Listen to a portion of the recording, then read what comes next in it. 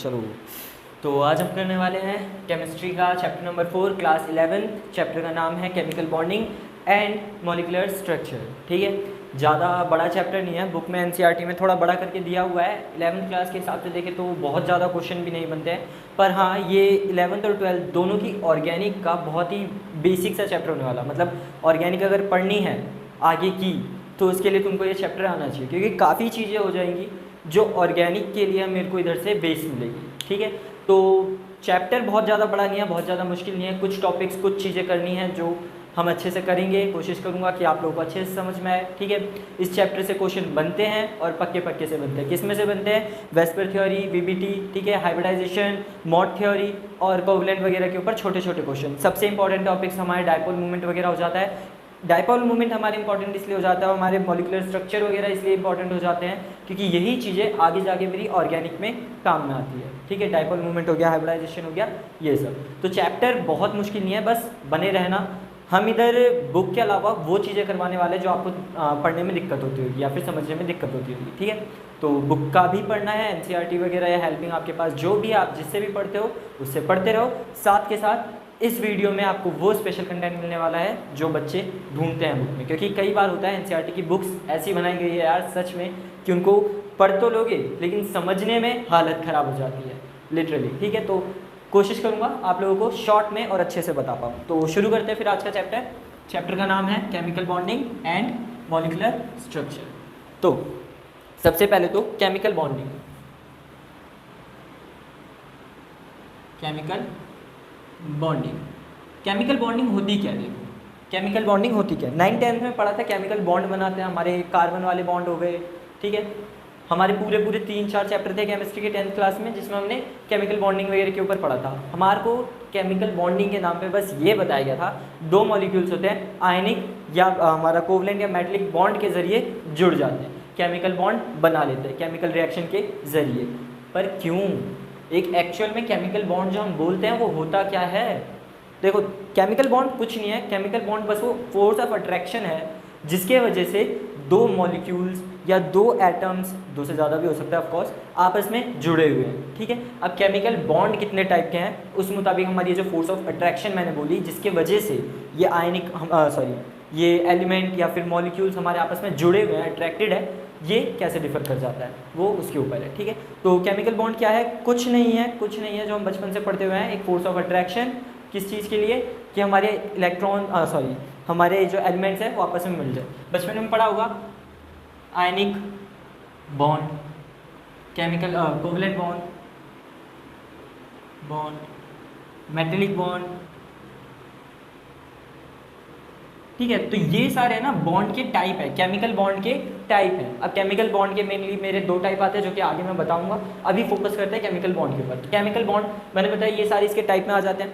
ये नाम से अलग क्यों है? देखो आयनिक बॉन्ड जो है वो आयन्स जो होते हैं, एलिमेंट के आयन बनते हैं। ठीक है, आयन तो पढ़ा होगा। आयन के बीच में दो, एक कटायन एक अनायन के बीच में जो फोर्स ऑफ अट्रैक्शन आ रही होती है जिस वजह से वो एक दूसरे को अट्रैक्ट कर रहे होते हैं, उसी से बन जाता है मेरा आयनिक बॉन्ड। क्या कोवलेंट बॉन्ड क्या होता था? जब मेरे दो एलिमेंट, दो क्या एक भी हो सकता है, दो मॉलिक्यूल्स हो सकते हैं, ठीक है, दो एटम्स हो सकते हैं सेम एलिमेंट के, जैसे H2 हो गया, O2 हो गया, है एलिमेंट एक ही लेकिन हमने इसके क्या लिए हैं? दो एटम लिए। ये आपस में इलेक्ट्रॉन की शेयरिंग करते हैं। ठीक है, मेटलिक बॉन्ड हो गया। मेटलिक बॉन्ड क्या होता है? मेटलिक बॉन्ड जैसे हमारे मेटल की क्यूब्स हो जाते हैं या फिर तुम कोई भी मेटल की रॉड ले लो, चेन वगैरह हो जाती है, वायर्स हो जाते हैं। इनमें हम देखते हैं कि कॉपर की वायर ले लेता हूँ फॉर एग्जांपल, कॉपर के बहुत सारे एलिमेंट्स आपस में जुड़े हुए हैं। तो क्यों जुड़े हुए हैं? उनका राज क्या है जुड़ने का? तो मेटलिक बॉन्ड में हम वो चीज़ पढ़ते हैं कि मेटल्स आपस में क्यों जुड़े हुए हैं। ठीक है, अब एक चीज़ तो मैंने बताई नहीं, वो क्या सर? ये आपस में जुड़े तो हैं पर क्यों? अट्रैक्शन, वो जो फोर्स ऑफ अट्रैक्शन आ रही है वो क्यों है? वो हम देखेंगे कॉज ऑफ केमिकल बॉन्डिंग। ठीक है, वो हम जानने की कोशिश करते हैं। कॉज ऑफ केमिकल बॉन्डिंग क्या होती है? बचपन में पढ़ा होगा कि कोई भी केमिकल बॉन्ड क्यों बनता है, क्यों बनते थे हमारे केमिकल बॉन्ड, क्यों एक एलिमेंट दूसरे के साथ अट्रैक्ट होता था, क्यों उसके साथ शेयरिंग करता था? ताकि वो अपने आप को बैलेंस कर पाए। ठीक है, तो बैलेंसिंग के लिए, अपने आप को स्टेबल करने के लिए ये बॉन्ड्स बनाते हैं एलिमेंट्स। ठीक है, तो इतनी चीज़ समझ में आई। अब आगे देखते हैं। केमिकल बॉन्डिंग कुछ नहीं है, बचपन से पढ़ी हुई चीज़ें ही हैं, बस थोड़ी सी मैंने तुम लोगों को नॉलेज और दे दिया। चलो आगे चलते हैं। आगे क्या है? Types of chemical bond, types of chemical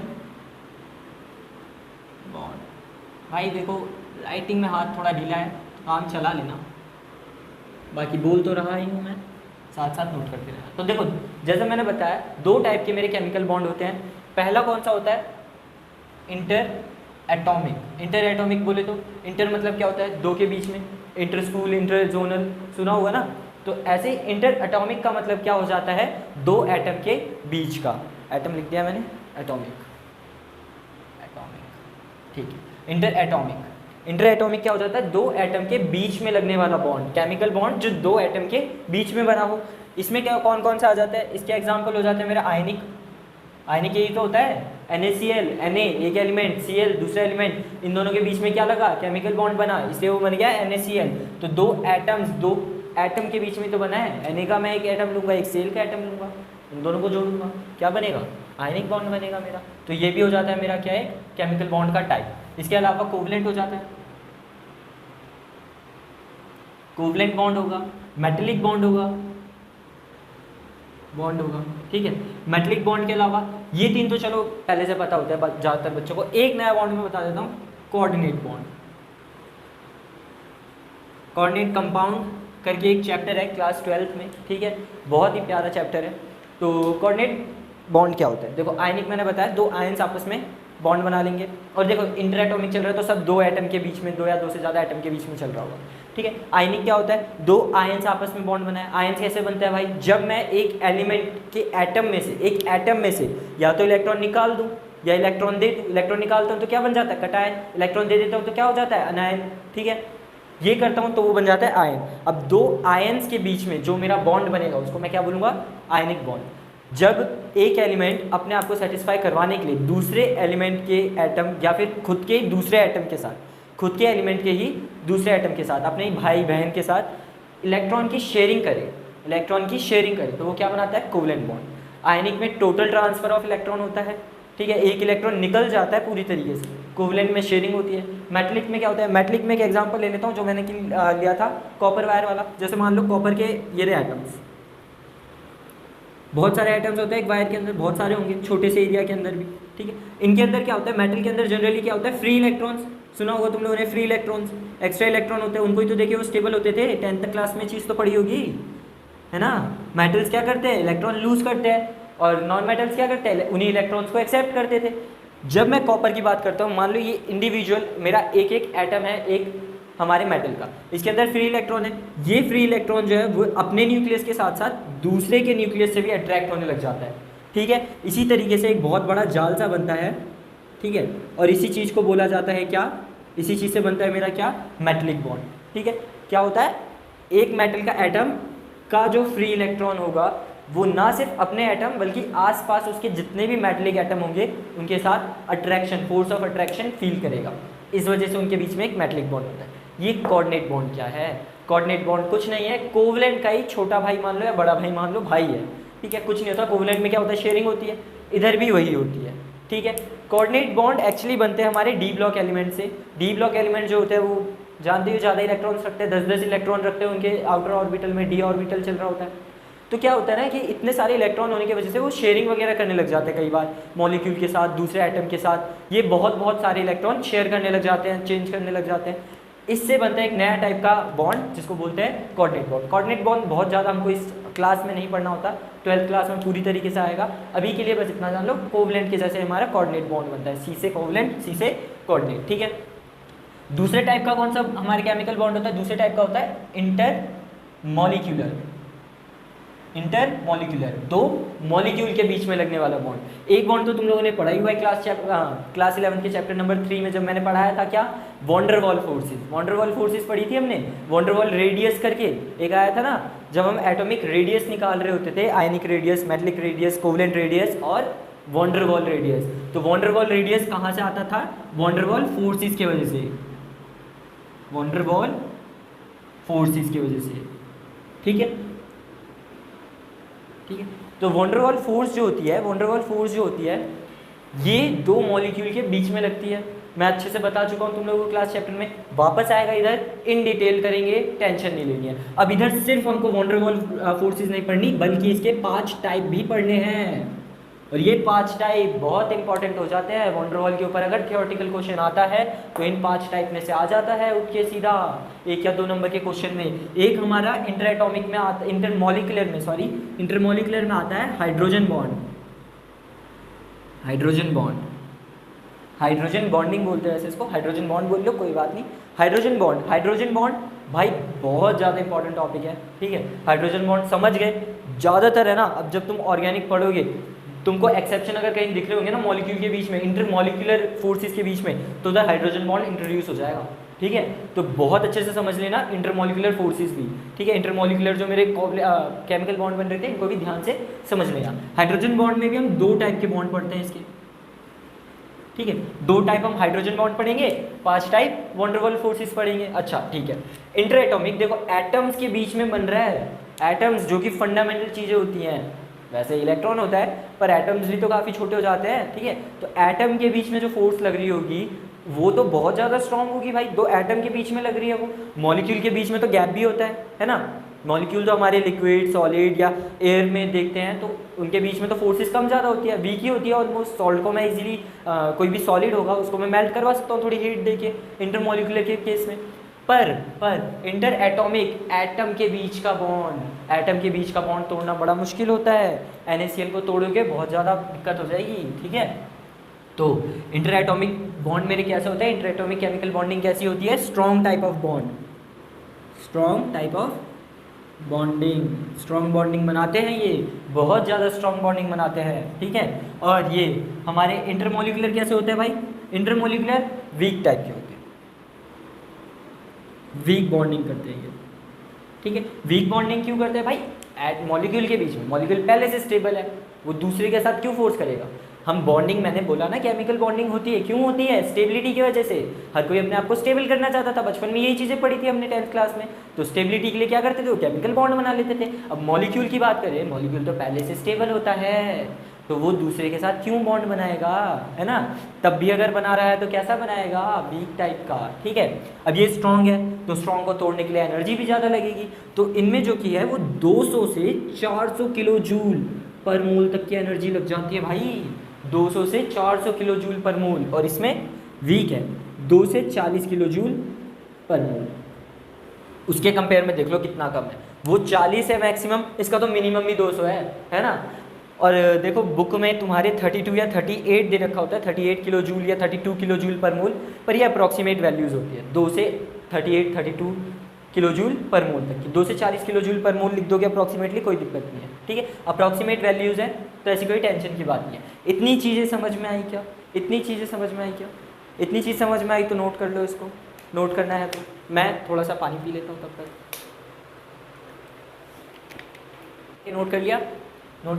और सिर्फ जो बोर्ड पे लिख रहा हूँ वो नोट मत करना, अपने नोट खुद से बनाना। ये रफ में कर लो, भले से रफ में लिख लो, लेकिन इसके लिखने के बाद बुक से खुद से पढ़ना है, फिर नोट्स बनाना है अपने हैंड रिटन नोट्स, ठीक है, जो कि तुम लोगों की पढ़ाई के काम आएंगे। जब एग्जाम चल रहा होगा ना, रिवीजन के टाइम पे पूरी बुक लेके नहीं बैठनी है, ये नोट्स उठाने हैं, फटाफट चैप्टर खत्म करना है। ऐसे नोट्स बना दो भाई कि मतलब जिस बच्चे ने ना भी पढ़ा हो, तुम्हारा कोई दोस्त हो ऐसी मस्ती कर रहा है, 11th क्लास में आए हैं भाई, अब तो बड़े बच्चे हो गए हम, है ना, साइंस ले लिया है, तो लग जाते पर उड़ने लग जाते हो, उड़ता ही फिर हुई ना हवा में कहीं, ठीक है। तो ऐसे नोट्स बनाओ, ना सिर्फ अपने लिए, अपने किसी नल्ले दोस्त के लिए भी, जिसको अगर तुम नोट्स भी पढ़ा दो और बोल दो भाई इसको पढ़ ले, तो उसका काम चल जाए, पास तो हो ही जाए वो, ठीक है। और तुम लोगों को तो टॉप करना ही है, ठीक है। तो इसको मैं मिटा रहा हूँ,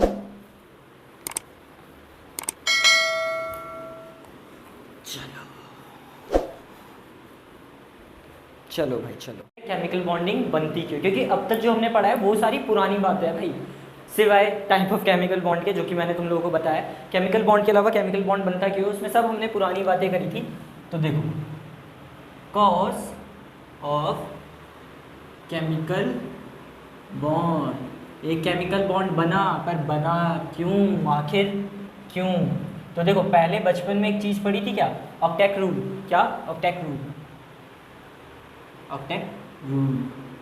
रूल क्या होता था भाई, ऑक्टेट रूल होता था एक एलिमेंट से, एक एटम में से कितने इलेक्ट्रॉन निकाले या कितने इलेक्ट्रॉन दे, जो उसका outer most electron fully filled हो जाए, एक नोबल गैस कॉन्फ़िगरेशन ले ले, जो कि हम बचपन में पढ़ते आ रहे थे। क्योंकि जनरली हम देखते थे पहले 8-10 इलेक्ट्रॉन एलिमेंट तक ही देखते थे, आउटर मोस्ट में 8 इलेक्ट्रॉन होते थे, इसलिए उसको ऑक्टेट रूल बोल देते थे। ठीक है, तो ये ऑक्टेट रूल लगता क्यों था? नोबल गैस कॉन्फ़िगरेशन बनाने के लिए, नोबल गैस कॉन्फ़िगरेशन। ठीक है, कॉन्फ़िगरेशन की स्पेलिंग ठीक है। तो नोबल गैस कॉन्फ़िगरेशन बनाने के लिए, नोबल गैस कॉन्फ़िगरेशन क्यों बनाते थे भाई? नोबल गैस ही कॉन्फ़िगरेशन क्यों बनाते थे? हम कोई एलिमेंट की क्यों नहीं रहे, उसकी चेंज क्यों करते थे? स्टेबिलिटी, उसकी इलेक्ट्रॉन का काउंट क्यों चेंज करते थे? इसलिए चेंज करते ताकि वो स्टेबल हो जाए। नोबल गैस जो होती हैं वो क्या होती है? स्टेबल, वो किसी से रिएक्ट नहीं करती, इसलिए तो इनको इनर्ट गैसेस भी बोलते हैं। क्या बोलते हैं? इनर्ट गैसेस, जल्दी से किसी से रिएक्ट नहीं करती। बचपन से तो यही पढ़ते हुए आए हैं हम लोग। ठीक है, और ऑक्टेट रूल हो गया, नोबल गैस कॉन्फ़िगरेशन हो गई, स्टेबिलिटी हो गई। पर ऑक्टेट रूल नाम क्यों आता था? ऑक्टेट रूल जो हमारी नोबल गैस होती थी, नोबल गैस कौन कौन सी है ली ना कह रहा हूँ, he never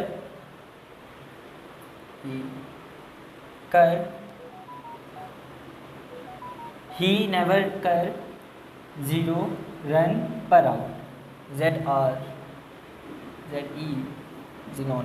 xenon, he never कर जीरो रन पे आउट। अगर हीलियम को छोड़ो, हीलियम एक एक्सेप्शन केस हो जाता था, सिर्फ 2 इलेक्ट्रॉन होते थे बाहर, नियॉन, क्रिप्टन, जिनॉन और रेडियन में अगर बात करूँ, इसमें लास्ट में कितने होते हैं? इसमें लास्ट में होते हैं 2s2 2p6 electrons. Electronic configuration पढ़ी हुई है 3rd क्लास में, भूल मत देना। हाँ, इसमें कितने होते हैं? 3s2 3p6, इसमें कितने होते हैं लास्ट में? 4s2 4p6 and so on, ऐसे चलता रहता है वो। तो देखो लास्ट में कितने इलेक्ट्रॉन आए? 8। कितने आए? 8। कितने आए इलेक्ट्रॉन? 8। ठीक है, क्योंकि 8 आते हैं लास्ट शेल में इलेक्ट्रॉन, इसलिए इसको ऑक्टेट रूल भी बोल दिया जाता था। और इसलिए भी नोबल गैस को हम क्या बोलते थे? एक इनर्ट गैस, क्योंकि इसके तो पूरी शेल ही फिल्ड है, सारे 8 के 8 इलेक्ट्रॉन्स भरे पड़े हैं। अगर इलेक्ट्रॉन ना लेने की जगह है ना देना चाहता है तो ये किसी से रिएक्ट ही नहीं कर सकता, है ना।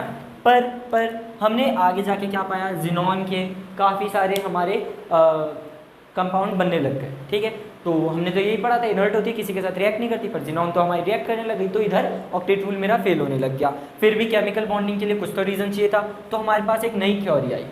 थ्योरी क्या थी? एक नया कॉन्सेप्ट आया। क्या था? न्यू थ्योरी हमारी क्या थी? न्यू हमारा कॉन्सेप्ट क्या था कि एक केमिकल बॉन्ड बनता है इसलिए ताकि वो अपनी पोटेंशियल एनर्जी को मिनिमम कर पाए। किस लिए? To lower potential energy of system. वो सिस्टम जिसमें मेरा दोनों मेटल्स, जो भी मेरे एलिमेंट्स हैं वो रखे हुए हैं, केमिकल बॉन्ड बना रहे हैं, उस सिस्टम की पोटेंशियल एनर्जी कम करने के लिए एक केमिकल बॉन्ड बनता था। भाई इससे क्या होगा? केमिकल बॉन्ड का ये क्या रीज़न हुआ? पोटेंशियल एनर्जी क्या होती है और पोटेंशियल एनर्जी सिस्टम की कम कैसे हो जाएगी केमिकल बॉन्ड बनाने से? तो देखो एक चीज़ समझो, एक बच्चा है, हम भी बच्चे ही हैं, ठीक है, बच्चे हो तुम, ठीक है। तो जब फिर भी और छोटा बच्चा ले लेते हैं, फॉर एग्जांपल कोई 4th-5वीं क्लास का बच्चा है, अभी सो के उठा है, एनर्जी फुल है भाई के अंदर, खा पी के सोया था, फुल एनर्जी है, उसके घर में है शादी या कुछ भी फंक्शन वगैरह, वो अपना बाहर निकल गया, खेल रहा है, कूद रहा है, मस्ती कर रहा है, उसकी एनर्जी धीरे धीरे कम हो रही है। एनर्जी कम हुई, एनर्जी कम होने के बाद वो क्या करेगा? बैठ जाएगा एक जगह पे, वापस खाने जाएगा या तो वापस सो जाएगा। स्टेबल हो गया ना, वो रुक गया ना एक जगह पे, अब उछल कूद तो नहीं कर रहा ना। ऐसे ही जो मेरा सिस्टम होता है, जो एलिमेंट्स होते हैं, ठीक है, जिनके अंदर एनर्जी होती है, energy in the form of electrons वगैरह, ठीक है, वो एनर्जी क्या करते हैं? अपनी कम कर लेते हैं। कम करने से क्या होता है? स्टेबल हो जाएंगे वो, ठीक है। तो पोटेंशियल एनर्जी क्या कर लेते हैं? वो कम कर लेते हैं, ठीक है। एक है ना पोटेंशियल एनर्जी का, तुम ग्राफ देख लो। पहले तो ये समझो पोटेंशियल एनर्जी का क्या फंड है। देखो एटम जो होते हैं, मेरे 2 एटम ले लेता हूँ, ए एटम और बी एटम। इसका कोई न्यूक्लियस होगा AN, इसका कुछ न्यूक्लियस होगा ANB, इसमें एक इलेक्ट्रॉन होगा, 1 2 जो भी इलेक्ट्रॉन है, इसमें कुछ इलेक्ट्रॉन्स होंगे, ठीक है। मान लो ये बहुत ज़्यादा दूरी पे है, इनके बीच में कौन कौन सी फोर्सेज लग रही होगी? एक तो देखो न्यूक्लियस A से न्यूक्लियस B पे फोर्स लग रही होगी, ठीक है। एक इलेक्ट्रॉन ऑफ A से इलेक्ट्रॉन ऑफ B पे लग रही होगी, ये तो हो जाएगी मेरी attractive forces, sorry repulsive forces. Repulsive forces, nucleus को क्या करेगा? पॉजिटिव होता है न्यूक्लियस को क्या करेगा? रिपेल करेगा। ऐसे इलेक्ट्रॉन में क्या होगा? रिपल्शन होगा। और क्या लगती है, NaEB पे लगाएगा,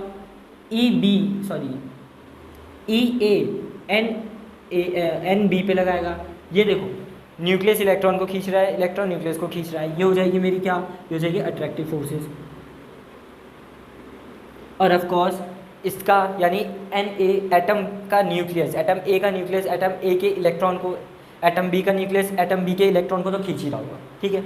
अब देखो अगर मान लो ये इन्फिनाइट दूरी पे है, ठीक है, इनमें रिपल्सिव और अट्रैक्टिव फोर्सेस दोनों लगती हैं एट द सेम टाइम। पर अब मान लो मैं इनको थोड़ा पास लेके आ रहा हूँ, लाके मैंने एक डिस्टेंस तक लाके छोड़ दिया।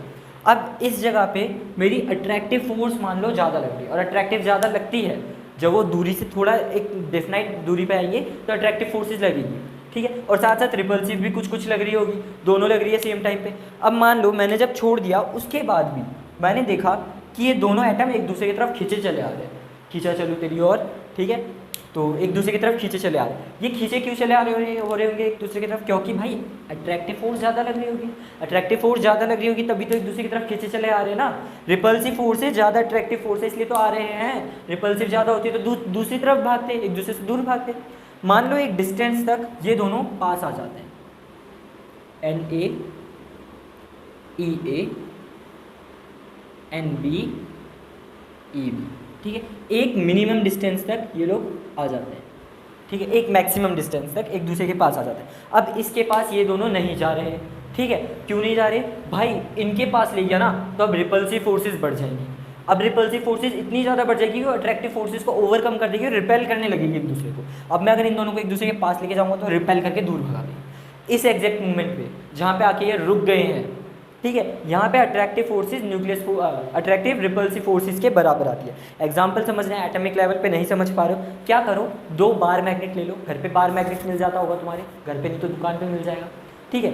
एक बार क्या करो, नॉर्थ पोल को एक दूसरे के पास लेके आओ, पहले इन्फिनाइट दूरी पे मान लो, ये मैं ले लेता हूँ, मान लो दोनों के नॉर्थ पॉइंट है वाइट वाले, ठीक है, इन्फिनाइट दूरी पे है, तो अभी तो दूरी पे है तो कुछ फोर्स नहीं लग रही होगी, फिर भी मैं चलो इनको पास लेके आता हूँ, ठीक है, पास आए, एक डिस्टेंस आ जाता है। अब इसके बाद मैं कितनी भी कोशिश कर लूँ नॉर्थ को नॉर्थ से जोड़ने की, वो रिपेल करके दूर भगा देगा।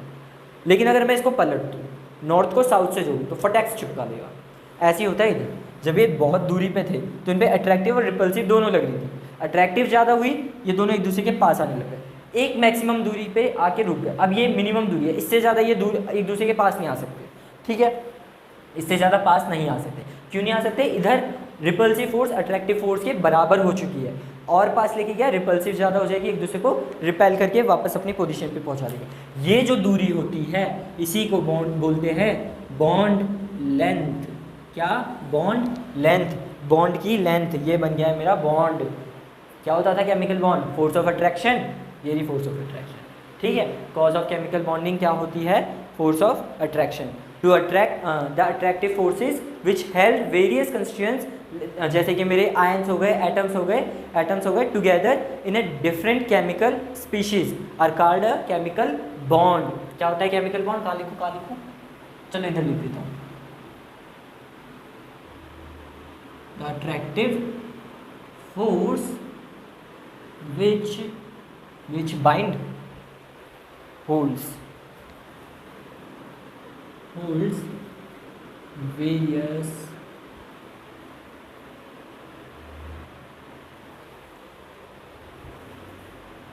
constituents like मेरे atoms, ions, etc. ठीक है, together in different chemical species.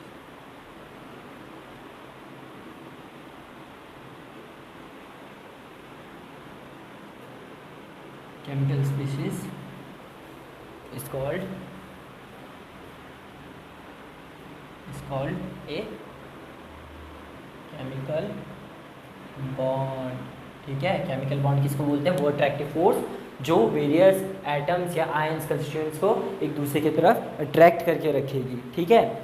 ये मिनिमम डिस्टेंस जहाँ आ गए हैं हम, इसके बाद मिनिमम डिस्टेंस जिसके बाद हम नहीं आ सकते एक दूसरे के पास, इसको बोलेंगे बॉन्ड लेंथ। बॉन्ड बन चुका है हमारा, ठीक है। तो अब मैं तुम लोगों को एक बार दिखा देता हूँ क्या, बॉन्ड लेंथ जो हमारा ये आया है न्यूक्लियस से न्यूक्लियस तक की दूरी यानी रेडियस उसका, ठीक है, वर्सेस पोटेंशियल एनर्जी का ग्राफ। क्या क्या क्या क्या chemical bond length by potential energy. क्यों, मैंने क्या बोला था, to lower potential energy of the system. एक सिस्टम की लो पोटेंशियल एनर्जी को कम करने के लिए बॉन्ड बनता है, नई हमारी इक्वेशन के वजह थीसिस के जरिए। कॉज ऑफ केमिकल बॉन्डिंग क्या होती है, to lower potential energy of the system. ये देख लिया bond length, bond length by potential energy का एक ग्राफ देखो, एक कर्व देखो, ये कुछ है ना ऐसे करके बनता है।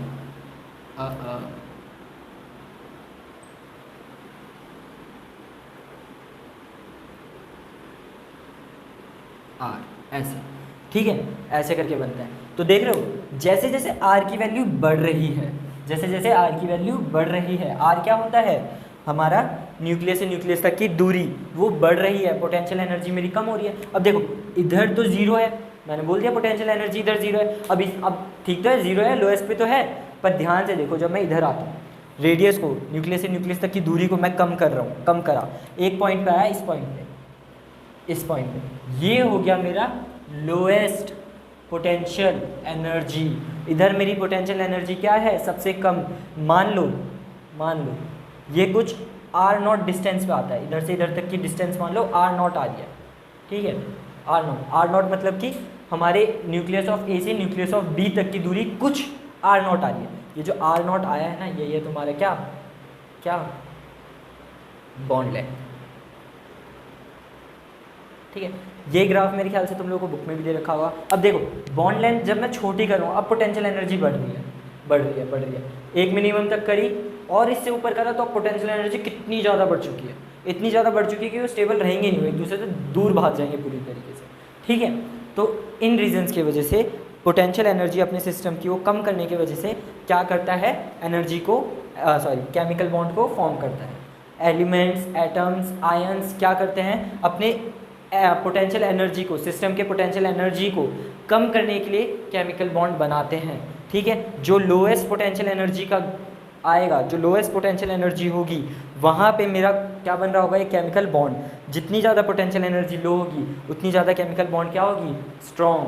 अच्छा, जिस पॉइंट पे पोटेंशियल एनर्जी सबसे कम आ रही होगी, उस रेडियस को, उतने डिस्टेंस को न्यूक्लियस से न्यूक्लियस तक के क्या बोलते हैं, बॉन्ड लेंथ। बॉन्ड लेंथ क्या होती है, एलिमेंट के, एटम के न्यूक्लियस से दूसरे एटम के न्यूक्लियस तक की जो मिनिमम डिस्टेंस होती है वो होती है बॉन्ड लेंथ। इसको फटाफट से नोट करो ज़रा। हाँ तो बच्चों, अब मेरे को शुरू तो करवाना था आयनिक बॉन्डिंग, क्योंकि इंट्रोडक्शन के लिए मेरे को जितनी चीज़ें बतानी थी मैं काफ़ी चीज़ें बता चुका हूँ। अब हम सीधा आयनिक बॉन्ड पे आने वाले थे, पर क्योंकि मैंने देखा कि अब तक का जो लेक्चर है वो ऑलमोस्ट आधे घंटे के करीब का हो गया है, और आयनिक अगर मैं शुरू करता हूँ तो कम से कम 1 घंटे का लेक्चर बनेगा, कम से कम 40 से 50 मिनट का तो बनेगा ही बनेगा। आयनिक बॉन्ड के ऊपर एक सीधा लेक्चर आ जाएगा।